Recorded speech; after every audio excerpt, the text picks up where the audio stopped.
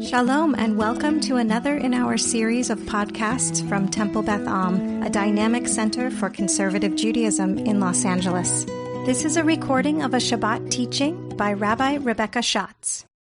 When I pointed out when we were reading the Torah, what was happening with the coming and the going and the different journeys that were happening, did anybody notice anything? It's like reading a triptych. Okay. Do you know what a triptych is? I do, but do you want to explain? Yeah. You have to tell people. So what Mark said was it's like reading a triptych, right? It's like reading. It's funny that you use that term because I guess in my generation I was thinking like Map Quest, right? Like that you would right, yes. That you would see how you're going to get from one place to the next, and then when you leave that place, you're going to this place, and then when you leave that place, you're going to this place, right? It's not like reading a map, because it's not telling you the things you're going to see, but it's marking the locations that you're coming from and that you're going to. What else did people notice? Yeah, Rebecca? There's a lot, when there was a little bit of detail, it was that water. Oh, interesting. Okay, great. So when there was detail, it was about water, was one of the ways in which there was detail shared. Great. Anything else people notice, Rick? Right. Great. So we didn't hear again that Miriam has died, though interesting enough, that would have been connected to water. But we do hear that Aaron dies. And this is not where Aaron dies. This is just the recalling of Aaron's death. Anything else people noticed? Yeah, Alan. Extra credit. Alan did extra credit. Read the commentary. Okay. The commentary here in the book. Yeah. I know. Great. So Alan is pointing out that there's this moment where we recall something. He's specifically talking about this moment of food, right? That we call out something, but in the text, in this triptych that Marcus is calling it, we're not actually talking about any of that, right? So the things that are being brought up, water, this food moment, the moment of Aaron's death, those aren't actually things that are being recognized in the, and then they camped, and then they left, and then they camped, and then they left. That's not being mentioned. But then the Torah decides to go into detail about very specific things that happened along the journey, even though they're not being mentioned specifically as locations for what happened, for where it happened, excuse me. Yeah, Paula. Scene, yeah. It is somewhere else. I don't remember which Parsha it's in. So Devarim would be coming next. So it's possible that we're going to mention it in the next book. But it's possible. I think that it's mentioned actually in Shemot. I would have to look back. It's mentioned before this, right? So a lot of these places, we are now in a mode, in the Torah, we are in a mode of recalling, right? Nothing that is happening now is happening new. So anything that we're talking about is bringing us back to something that has happened before. We didn't read this part today, but what I taught about last week, the daughters of Slofchad, is brought back again in this week's Parsha, as if we forgot that it happened in last week's Parsha. But it gets brought back again because now we're in this mode of recalling, of understanding things that have happened before us. Was there another? Why the recalling? Yeah, so why are we back in Egypt? So I was asking a good question. Why do we even have to do all this recalling, right? What's the point of it? Well, what's coming next is Moshe's whole kind of recapitulation of his journey, of his life's journey. So what we need to do is we need to put ourselves in the context of where are we, what has happened, and then being able to do that whole recap so that we understand what we've come from. If you only were to read, I see your hand, don't worry. If we were only to read Deuteronomy, you would get the majority of our Torah, but you wouldn't necessarily know where we came from. So this... So it is as if some might question if we were ever really there. Yes. Yeah, Carmela. Yeah, so I think past and present are getting a little mixed up here, but the places that you are noticing in the Torah are places that you may notice now in Israel, right? It is not the reverse. It's not the reverse that they were already named and then they were and then we came to know their names later on. It's that now in the 21st century we recognize some of these names based off of places that were named during this time. We're going to get actually to a commentary that talks specifically about the names. and what these names were and why or why not we might recognize them or not recognize them. One thing that I noticed while Rick was reading a very long aliyah was that there's one point where the names go from just names to actual feelings. And I didn't bring that here because I didn't notice it when I was making this teaching. But there's this moment of chareda is one of the words, like this, there are different feelings that are being felt. So they left from this place of sadness and they arrived at this place of trembling, and they left from this place. And it's a very, next year, I'll teach on that next year. It's a very interesting concept that we're not just going from places that we know as, Santa Monica and Westwood, but places that are actually evocative of how we felt in those moments. So we'll get there next year. Yeah. Did you have something, Bobby? Great. That was a really good transition, because the next thing that I was going to ask is why? Like, why is this even important, right, for us to name these places? And Bobby's bringing up a really beautiful point that when this helps with memory, right? This helps us remember where we came from, where are we going, what happened in those places. The commentary that we're going to get to in a few moments is going to actually tell us that these names were not the names that they were when we went through them, but because of our memory and because of the things that happened there, we changed their names, right? Because this is a ridiculous example, and my brother would probably kill me for sharing it, so those of you who know my brother, maybe keep it to yourselves. When we were growing up, there were 3 different malls that we went to. We grew up in Westwood, so there was Westside Pavilion, which is now Google or something. I don't know. It's something. But it used to be a mall. And then Century City, which now people know as Westfield Century City, but it was just Century City back in the day. And then there was another mall that I'm not even remembering the name of.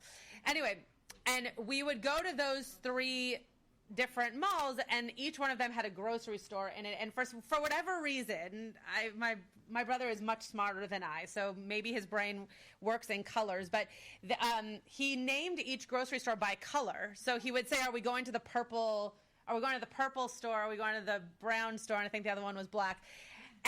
No reason why. The color, the logos are not those colors, no reason why. But for him, he was connecting something that I still don't understand. He was connecting something to those places that was how he remembered where we were going, and it had an association with it. So that's what's happening here, is they're naming these places based off of things that happened to them and how they felt in those places. And again, maybe they weren't even called these things. It's just that that's what they decided to call them, so they knew where they had been. But why do this at all? Why do this at all, and why spend the many columns of Torah having to write this down at all? Yeah, Nico. Yeah. Elementary school, middle school. Sure. To those moments. Yeah. And this very much feels like that. Yeah, great. Yeah. The music store and Right. Yeah, great. So it's kind of like going through our childhood bedroom or going through a journal, right, and remembering different things that we did in different places that, as Bobby mentioned, like, definitely brings up memories for us, but also takes us back to places, right? When we look through our high school yearbook, it takes us back to memories of high school, whether or not we want to be taken back there, takes us back to memories of high school that we probably aren't thinking about all the time, right? We're probably not still dwelling in our high school years and dramas, but rather being able to open up a picture of a loved one who's no longer alive, or of a place that something magical happened in our past, right? Like, being able to see those things or to read about those moments allows us to enter back into that space. Great. I saw another hand. Oh, Marshall. Yes. Okay, great. So Marshall's also mentioning that sometimes when we go through things in life, we don't need to dwell in those things, but it's part of our story, right? All of these places were part of our story, even the places where bad things happened to us or where we did bad things. That's going to be important in a second. And yet those places need to be mentioned because it's part of who we are and it's part of who our people are. And so we go from this list of places to the second text. Now we're on this source sheet. So we're on the first page. I'm going to skip the first few verses. Sorry, it's 1 through 4. I forgot to write in the 4 there. But we're going to skip to Numbers 33, 38 through 39. I did in the Hebrew, but not in the English. Sorry about that. So it says, there's tons up here. Not tons, but there's... Okay. Aaron, the priest, ascended Mount Hor at the command of God and died there. Right, so now we're coming out of this list of places that we've been, and we're mentioning that Aaron died. In the 40th year after the Israelites had left the land of Egypt, on the first day of the 5th month, Aaron was 123 years old when he died on Mount Hor.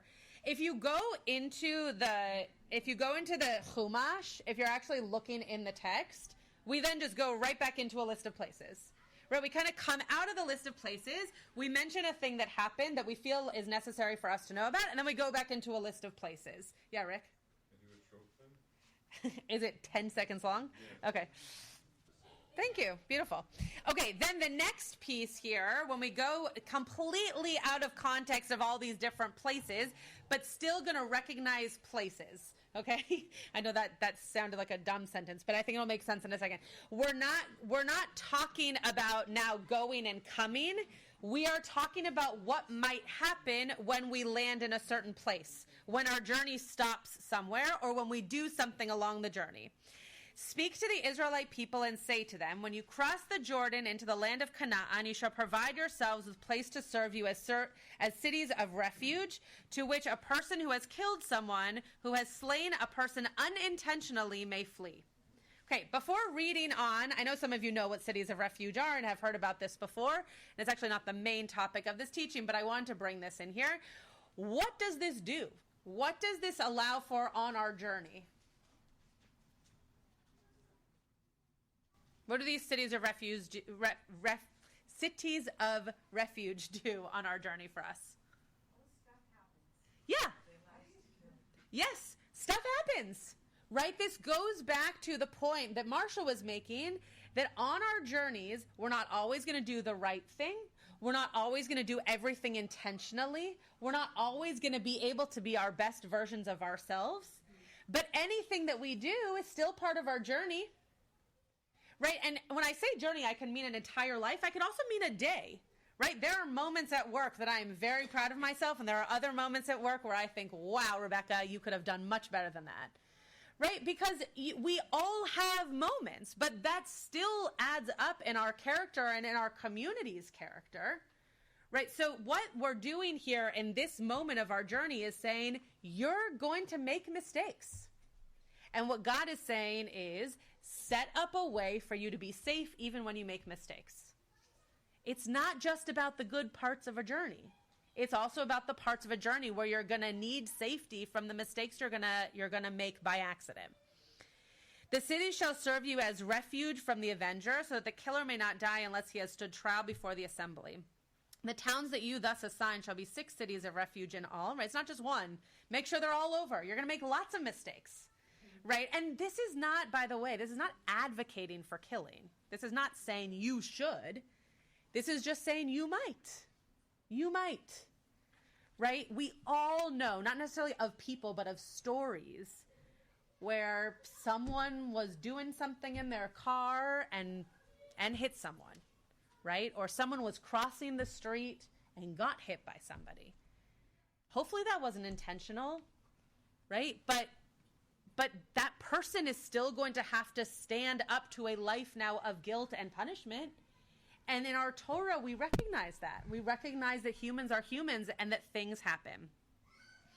The towns that I already read that, you shall not defile the land in which you live, in which I myself abide, for I, God, abide among the Israelite people.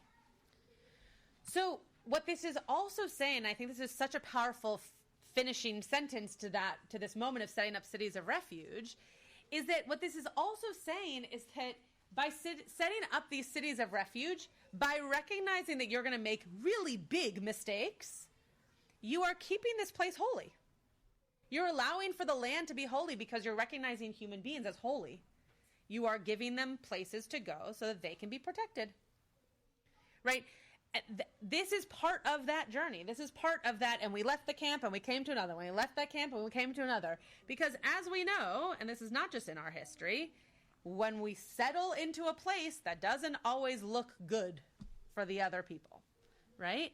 When Christopher Columbus came over here and we decided that we were going to celebrate Thanksgiving, if we look back into our history, Thanksgiving isn't actually so good for those who were there when we arrived. Right? But it's a part of our journey. it's a part of our journey, right? And we don't have to be proud of every part of our journey, but it's still a step along the way.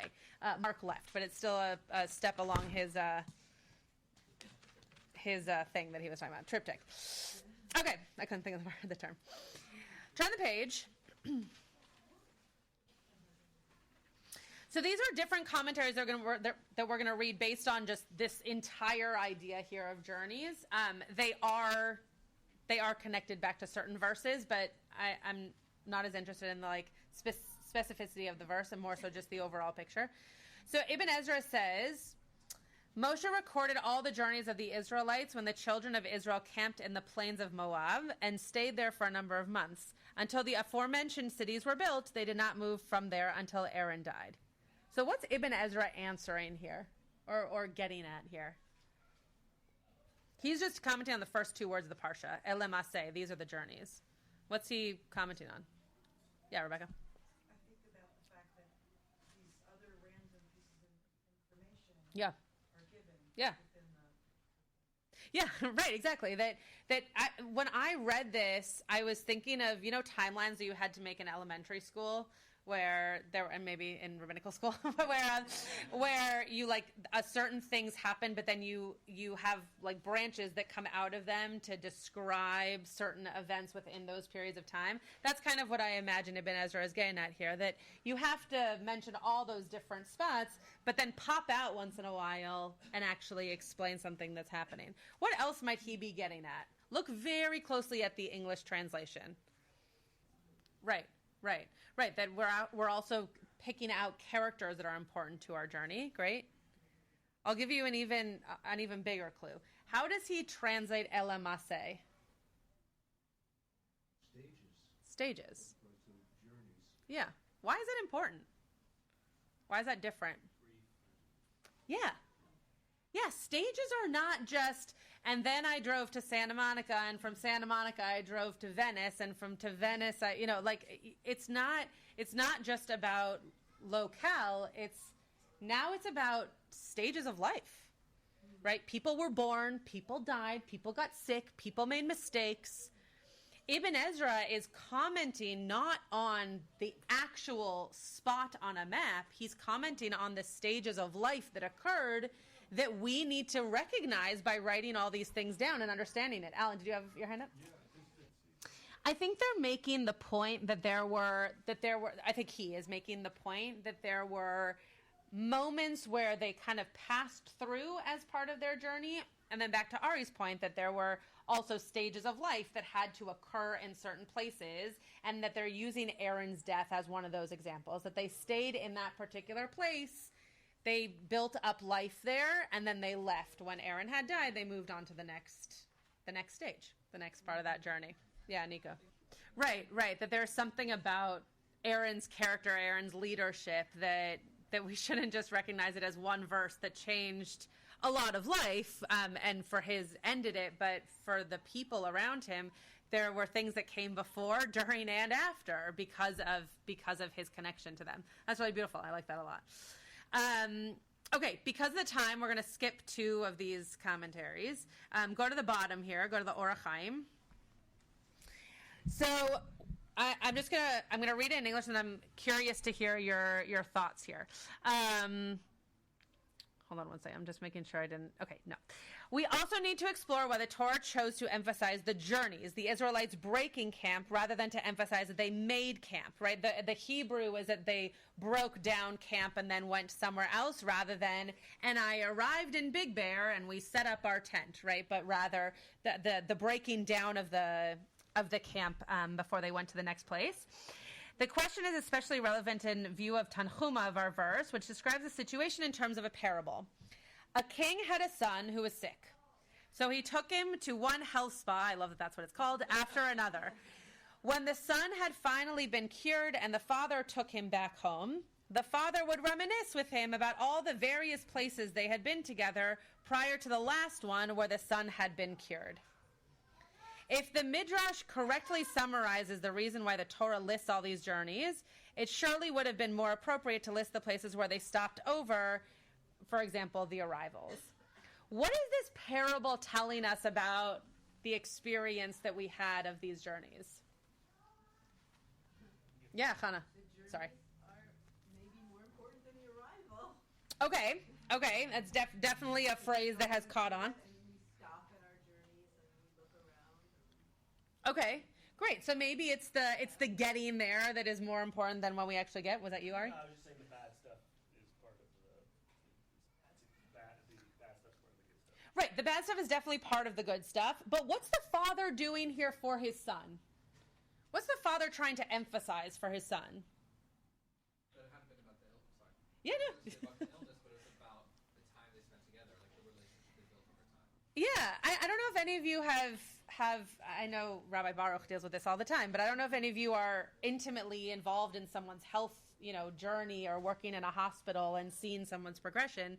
There's a lot more than just entering the hospital with whatever you have and then hopefully leaving the hospital cured, right? Or not leaving the hospital because you succumbed to whatever it was that you had. There's a lot of in between. Right. And so, yes, it's a little bit about the journey rather than the destination, but it's also about like the strength that takes, the motivation that takes, the spirit that you need to have, the ups and the downs, as Ari said, right? It's not just about, I got there and then I left, or I got there and then I was unable to leave, but it was about how did you get through that? And the father brings that to his son, I think, as a way of showing strength. As a way of showing, if this were to happen to you again, let's focus on the things that we experienced together from the time that we discovered this to the time that we are now able to depart from it. There was a lot that happened in between there, right?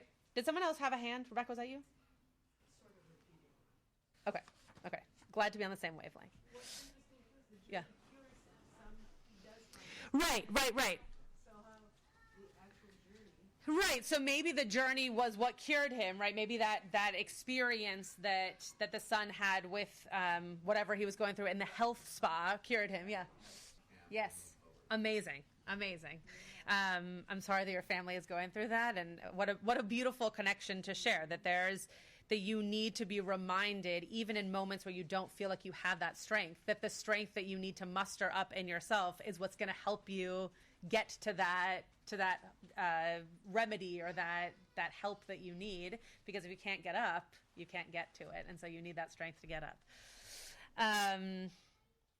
Okay, and so much of that is in the people, right? Like if they hadn't moved, what could have happened to them if they had just stayed in one place, right? Or dwelled in the death of Aaron or whatever it might have been.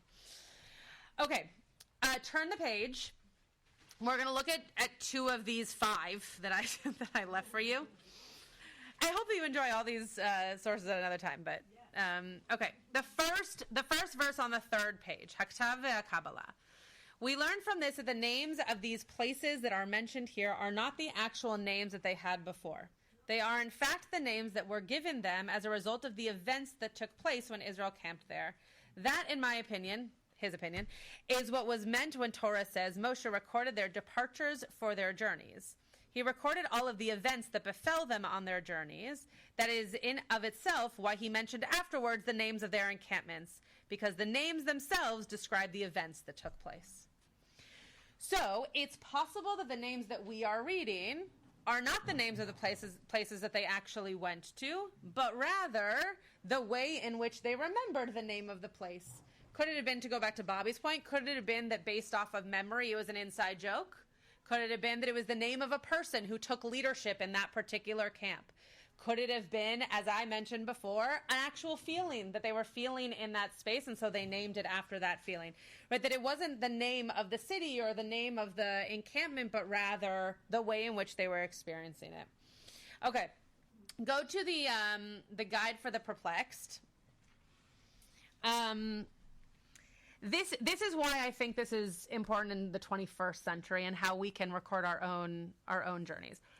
It was indeed most necessary that these should be written, meaning the comings and goings, for miracles are only convincing to those who witnessed them, while coming generations who know them only from the account given by others may consider them as untrue. Okay, first of all, I think what was happening here probably was trying to get people to believe that the Torah was true, right? Understanding that things are written down and you might not believe them because you want to be a critic, But if they are written down, they are the account of somebody, and therefore they are true. Their truth, I should say. But miracles cannot continue and last for all generations. It is even inconceivable that they should be permanent. All these miracles were wonderful, public, and witnessed by people. So last Yom Kippur, the sermon that I gave was about legacy. And I think this actually has a lot to do with that when we write things down, that when we leave an account for people, when we're dealing with a family member who needs to be reminded by those around him to get up and do something, right, we are actually bringing to life miracles that can happen with people around and the memory that's then going to live on for generations to come, not just in your own body.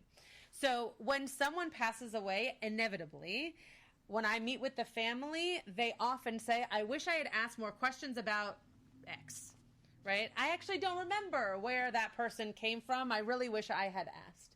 Because there comes a certain time where the main source is no longer available to us, right? And so this, what the Torah is doing for us, is allowing us a window into these beautiful things that happened.